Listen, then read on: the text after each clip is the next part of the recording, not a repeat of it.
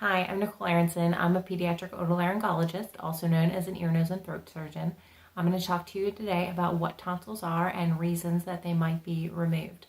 So tonsils are ball-shaped structures that are made of lymphoid tissue. They sit in the back of your throat on either side of your uvula. They help the immune system develop in early childhood, and then they've sort of served their function, and they tend to shrink and are much smaller in many adults. So a lot of times I see patients in the office for big tonsils, but big tonsils alone is not necessarily a reason they need to come out. There are two big categories of reasons that tonsils should come out, and then there are some smaller categories of reasons. So the two big categories are recurrent throat infections and sleep apnea. So for recurrent throat infections, we think about things like 7 strep throats in 12 months, 5 strep throats a year for 2 years in a row, and 3 strep throats a year for 3 years in a row. Modifying factors for this are kids who are missing a lot of school, kids who have a lot of antibiotic allergies that make infections more difficult to treat, or kids who are getting recurrent peritonsillar abscesses.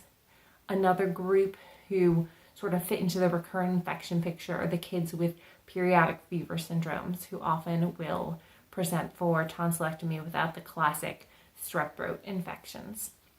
When we think about sleep apnea is really snoring plus disruption of sleep.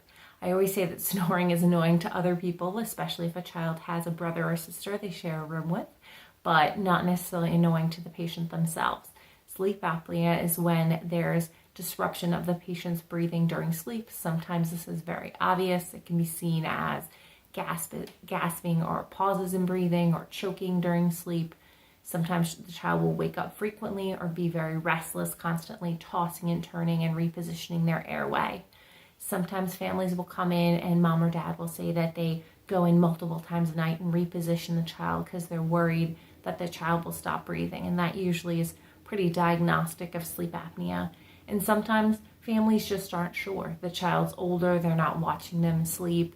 They may notice snoring, but they're really not sure about the rest of it. And that's where something like a sleep study can be very helpful to assess a patient's sleep quality.